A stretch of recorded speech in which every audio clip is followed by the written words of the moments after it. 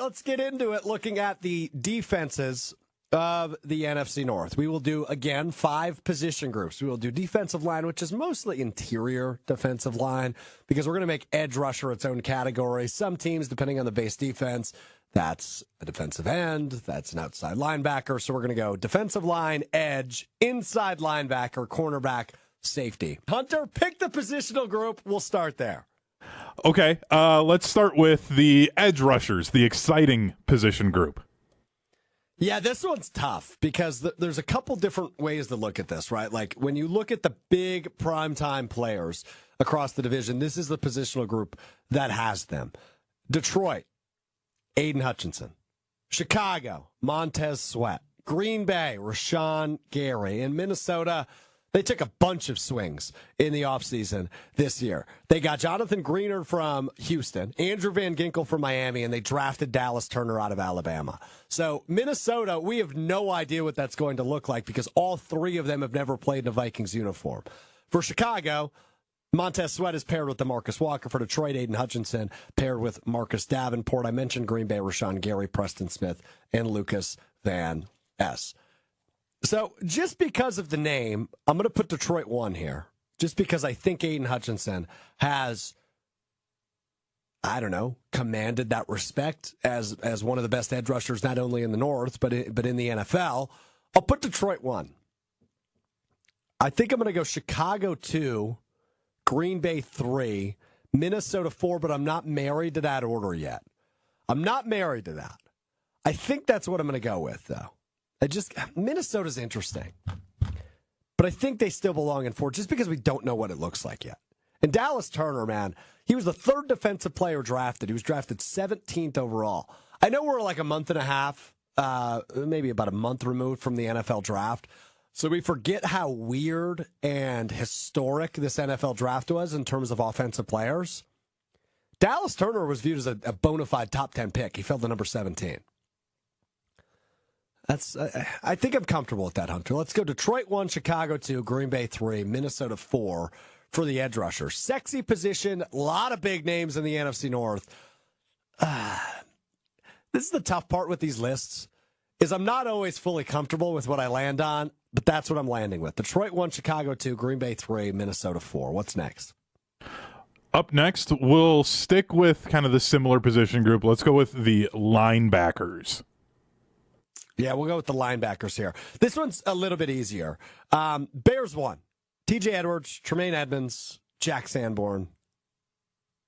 Shot at the Badgers 2 times over there. But Tremaine Edmonds, debatably the best linebacker in the NFC North, at least inside.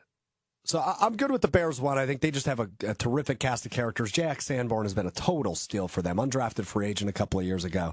He's made some really nice plays for them. Actually, last year, I think, was his rookie year. So nice outing for him. Detroit will be 2. I think Jack Campbell was one of the biggest surprises in the NFC North a year ago. He was a first-round draft pick. People were a little bit critical of that, and then he had a really nice rookie year. Assuming, and again, like I said earlier, you can never assume progression in the NFL, but I will assume some progression for Jack Campbell. I will put Detroit at number 2 on this list. My bias is showing. I'm going to go Packers 3 here. I really like Quay Walker. We all know I have a huge hope for a big year 3 jump for him in 2024. I'm going to go Quay Walker leading the Packers core here. Now, obviously, there's a big question mark there, too, though, with Edgerrin Cooper being a rookie and likely a starter for this team. And Isaiah McDuffie's the 3rd. I like McDuffie. I think he's a great guy on special teams. I think he's a good depth piece at the linebacker position. I'll put the Packers 3. And once again, I'll put the Vikings 4th. Blake Cashman, Ivan Pace Jr. We like Ivan Pace. Hunter, I know we talked a little bit about him off the air. I like what Minnesota has going on there. Yeah, it's just not as sexy as the other 3 teams. Specifically, I mean, when you look at Chicago, they've got some big names after some big swings last offseason in that position group. I like what Chicago has at number 1. I think it's really a toss-up between Detroit and Green Bay for spot 2. I will give the edge to Detroit, and Minnesota will drop to number 4. Yeah, I think it's so hard with this one when Chicago and Detroit have clearly set themselves. They've shown production in that room. Green Bay's had flashes of it from Quay, and then Minnesota, you're still kind of like guys who are like, oh yeah, they're fine, they're serviceable, but nobody's like, oh yeah, he's a bona fide starter on almost any other team type of guys. Right. So it's hard to put them above 4 just because they could all of a sudden outperform everybody and be the best group. Exactly. But I don't see it happening from them. And I think that's the group on the football field that is the most volatile, right? Like, I think you can go from being terrific to meh, back to terrific, all in the course of a season. It's just, but look, I rank Minnesota last. Brian Flores, debatably, probably not even debatably, he's the best defensive coordinator in the division. So for Minnesota taking 2 fourth-place votes, think about who's running that defense and how he's been able to elevate defenses over the year. He did a great job with the Minnesota defense last year. So it's something to keep in mind, but we're just going based off the players right now. What group is next? We're going to go with the safeties next, the one you wanted to lead off with. Yeah. This one's tough. I'll say this. I'm going to put Chicago first. Jaquan Brisker's a really good safety. Kevin Byard, who they acquired this offseason after he leaves Philadelphia, former Tennessee Titans All-Pro. He's older, but I like Byard. He's going to be their second starter. I do have to bring up a depth piece for them at that position. Jonathan Owens, now a former Packer, spent last year in Green Bay. Was okay for the Packers. Had a big play Thanksgiving Day against Detroit, but not a great season overall for him. He goes south to the Bears, but overall their starters are really good.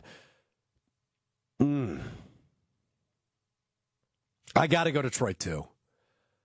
Brian Branch had an amazing rookie year. Kirby Joseph is a very good safety. They have a very good 1-2 punch. And this is why I struggle with defense, because I think the Packers have the best name. Xavier McKinney is debatably, and maybe not even debatably, the best safety in the NFC North. But what the hell's going to happen next to him? I like the drafting of Javon Bullard.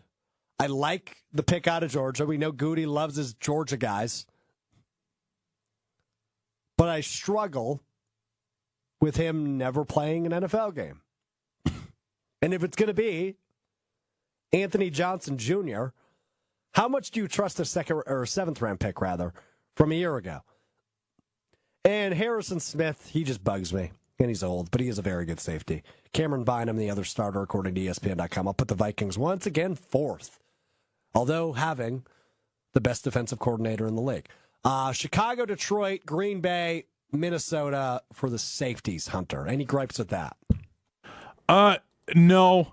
And it's probably because every time I think about Jaquan Brisker, I think about that, what was it? I think it was week 1 against Penn State for the Badgers. And he had that late interception at the goal line, and he was just all over the field. And ever since then, I've just had like a player crush on him because he was just so good in that game. So in my mind, Xavier McKinney could be the best safety in the division. But right now, for me, it's Jaquan Brisker. Like, I just think he's so good and so underrated. Like, no one talks about him as a top safety. And it blows my mind because he doesn't do anything bad. So I'm like, I will agree. Yeah, I mean, it's a tough one. That one's tough because I also try to take into account the entire group, not just the top heavy part. I mean, I might have broken that rule when it came to the edge rushers, but when it comes to safeties, Xavier McKinney. I mean, the Packers group. The hard part with this too is you have no idea what the Packers defense looks like. They're changing scheme. They're changing base defense, at least to a point. They have a brand new defensive coordinator. This is why it's difficult to me. But I love Xavier McKinney. I think he was one of the best offseason pickups by any team at any position this offseason. So we will see. And as you're right, I am also a very big fan of Jaquan Brisker with Chicago. So I'm not loving how these rankings are shaking out because I haven't put the Packers first on anything. But the battle continues. What's next? We're going to go back inside to interior defensive linemen. Yeah. I struggle with this one, but I will go Packers 1 here. I think Kenny Clark is the best interior defensive lineman in the NFC North. It feels like he's been in the league a million years, and he's, 28 years old, if that. Love Kenny Clark. I really liked the Devontae Wyatt first-round pick a couple years ago. He hasn't had a ton of opportunity. I think this year he will have a ton of opportunity. I think he'll be starting on that defensive line. Carl Brooks showed some really nice flashes last year as a mid-round pick. I think the Packers have the best overall group in the middle of the line. But I really do like Carl Brooks and the ability that he'll have this year to pop off the page and make some plays.